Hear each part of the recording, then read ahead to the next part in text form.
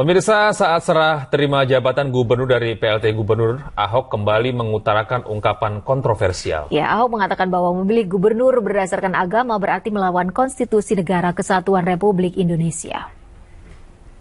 Gubernur Provinsi DKI Jakarta dan Gubernur. Berbicara di depan para pegawai balai kota pada saat serah terima jabatan gubernur, Ahok mengatakan bawahannya di jajaran Pemprov DKI tetap punya hak pilih dalam Pilkada DKI pada hari Rabu nanti.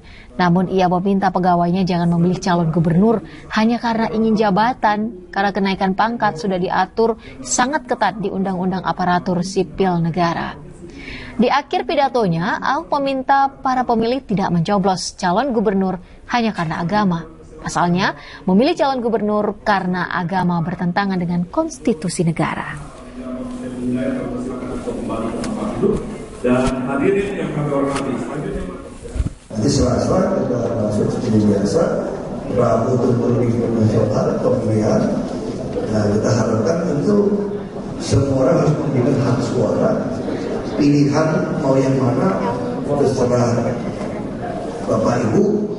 Yang penting jangan gara-gara pilkada masa depan Jakarta dikorbankan. Itu yang penting. Kita semua orang punya nurani. Bapak Ibu tahu persis mau pilih siapa. Bapak Ibu tahu persis kenapa pilih A, kenapa pilih B, kenapa pilih C. Tapi kalau karena berdasarkan agama, itu juga saya nggak mau larang. Kita bisa berdebat gara-gara itu saya disidang. Tapi saya sampai katakan bahwa Anda melawan konstitusi di negara kesatuan Republik Indonesia.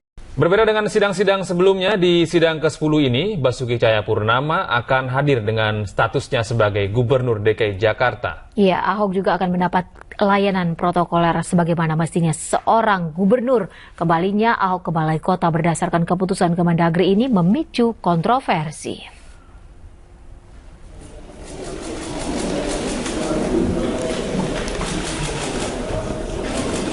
7.30 Kak.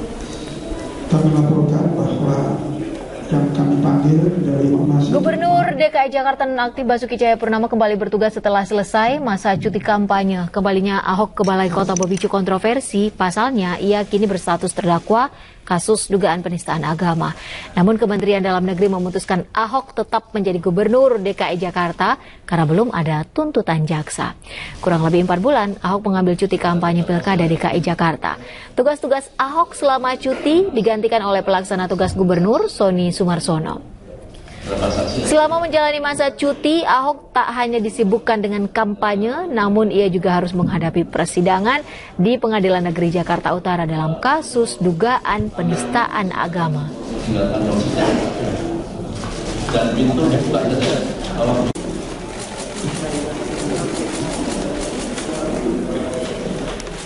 Catatan kan waktu transisi Pak Ahok ngasih catatan saya untuk nangani Bantar Gebang dan beberapa yang lainnya. Nah, saya beri catatan yang sudah saya kerjakan apa yang kira-kira perlu diteruskan.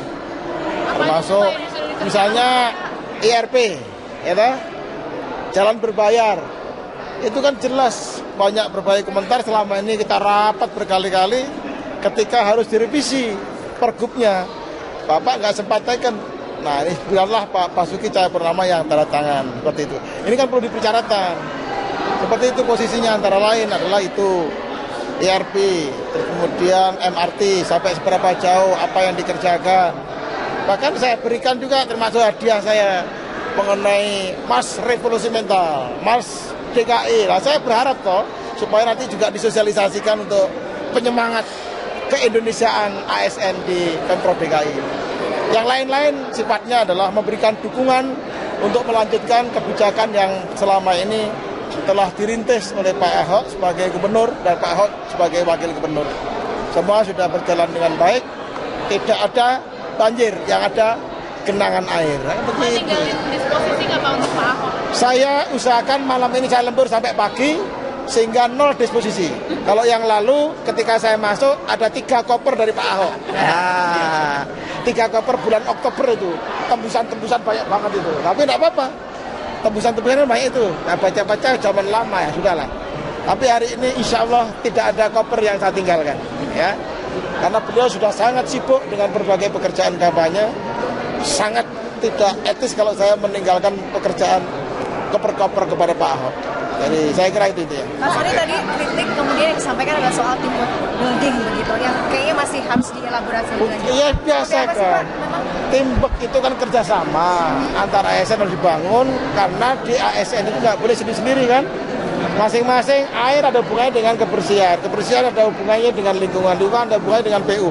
Inilah sinergitas harus dibangun dan alatnya adalah teamwork. Jadi selama ini masih belum? Lain, kalau membangun teamwork bukan berarti belum. Dari mantap menjadi semakin mantap, yang belum menjadi ada, yang sudah menjadi lebih dimantapkan. Jadi tidak bisa disimpulkan seperti itu. Pokoknya pemantapan saja ya. Oke.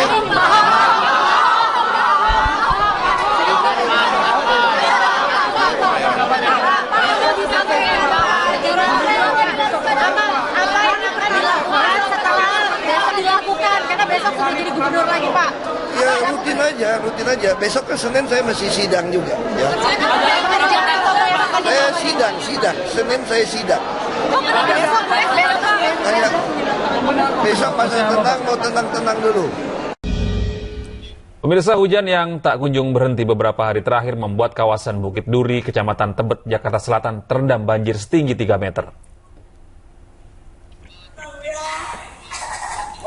Sudah 2 hari banjir melanda kawasan Bukit Duri, Pangkalan RT 4 RW 12 Kecamatan Tebet, Jakarta Selatan. Sekitar 100 rumah dengan 243 keluarga terendam banjir setinggi 3 meter. Walau banjir, warga enggan mengungsi dan memilih tinggal di lantai 2 rumah mereka.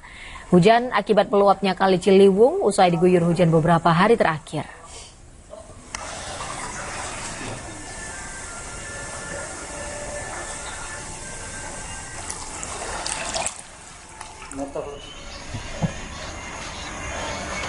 Banjir juga merendam ratusan rumah warga di Tanah Rendah, Kampung Melayu, Jakarta Timur pada Senin dini hari. Banjir setinggi 2 meter membuat sejumlah warga masih tetap bertahan di lantai 2 rumah mereka. Banjir luapan air dari Kali Ciliwung akibat kiriman air dari Bogor. Selain itu, banjir tersebut dikhawatirkan akan kembali meninggi bila wilayah Jakarta kembali diguyur hujan. Jumlah kendaraan milik warga pun telah dievakuasi ke tempat yang lebih tinggi.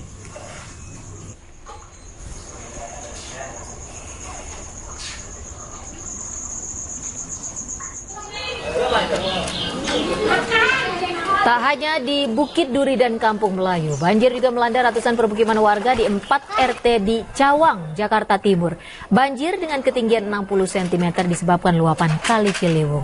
Tingginya intensitas hujan yang mengguyur kawasan Bogor, Jawa Barat, membuat Bendung Katulampa sempat menyentuh level siaga 3 atau pada ketinggian 100 cm.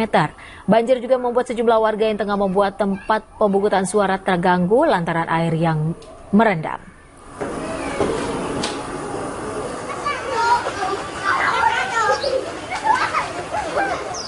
Pemirsa, jalur utama Singaraja dan Pasar via Bedugul yang sempat mengalami lumpuh total akibat longsor mulai dibuka kembali. Terdapat 16 titik longsor yang terjadi Jumat lalu di Desa Git-Git, Kecamatan Sukasada, Buleleng, Bali.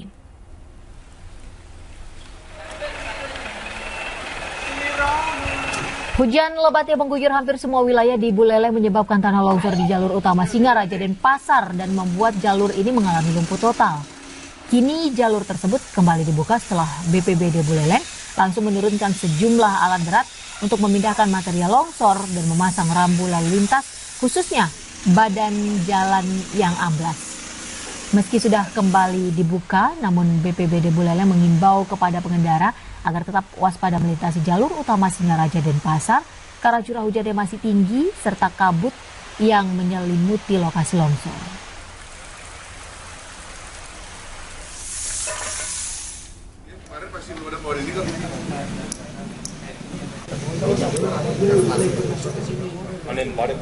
Pasca bencana longsor sejak 3 hari terakhir membuat 5 dusun di wilayah Kintamani, Bali terisolir. Kondisi tersebut terjadi karena puluhan titik longsor yang menimbun akses jalan. Kondisi masyarakat yang terisolir saat ini benar-benar memprihatinkan. Pasokan sembako masyarakat telah habis yang menyebabkan warga kini terancam kelaparan.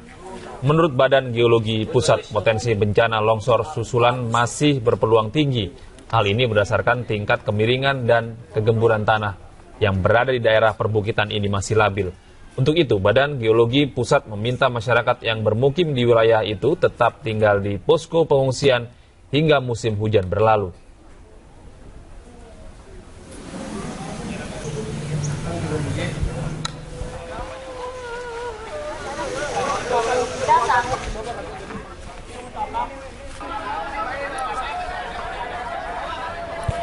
Seorang nenek tewas setelah rumahnya terseret longsor. Akibat musibah ini total korban meninggal dunia mencapai 13 orang. Proses evakuasi jasad korban berlangsung lama karena medan yang sulit dijangkau dan tubuh korban terhimpit batuan besar. Dengan demikian, dalam 2 hari terakhir total korban jiwa mencapai 13 korban dari wilayah yang berbeda. Sehari sebelumnya bencana tanah longsor melanda 3 desa di Kintamani, yakni Desa Songan, Awan, Sukawana. Selain itu, dampak bencana longsor tersebut telah menyebabkan ratusan kepala keluarga yang berada di daerah rawan bencana terpaksa diungsikan. Kita akan jeda sejenak karena ini kita akan mendengarkan kembali terkait dengan pelaksanaan Pilkada Serentak 2017 begitu secara langsung. Ini dia pernyataan dari KPU DKI Jakarta. Gubernur dan wakil gubernur terpilih. Tetapi kalau kemudian tidak ada calon yang memperoleh lebih dari 50%, maka KPU Provinsi DKI Jakarta akan memutuskan bahwa akan ada putaran kedua yang diikuti oleh pasangan calon yang memperoleh suara terbanyak pertama dan suara terbanyak kedua, sehingga hanya 2 pasang calon. Kalau kemudian pasangan calon yang merasa ada hal yang perlu dipersengketakan dalam hal hasil pemungutan suara, maka yang bersangkutan bisa melakukan gugatan ke Mahkamah Konstitusi paling lama 3 hari setelah penetapan hasil pemungutan suara oleh KPU Provinsi DKI Jakarta. Dan kalau kemudian ada gugatan di Mahkamah Konstitusi, maka kemungkinan putaran kedua seandainya ada akan dilaksanakan bulan Juni 2017. Tetapi kalau tidak ada gugatan ke MK, akan dilaksanakan bulan April 2017. Insya Allah pemungutan suara putaran kedua akan dilaksanakan tanggal 19 April 2017. Dan yang terakhir, kami menghimbau kepada tidak menggunakan kampanye, membawa alat peraga kampanye, angkutan yang warga silahkan pengawasan proses dan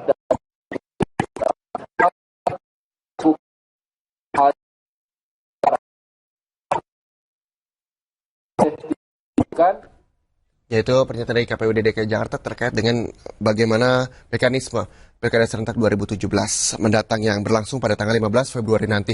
Dan pemirsa, kami juga masih akan menghadirkan breaking news mengawal sidang Ahok. Usai jeda berikut, jadi Anda tetaplah bersama kami di News TV.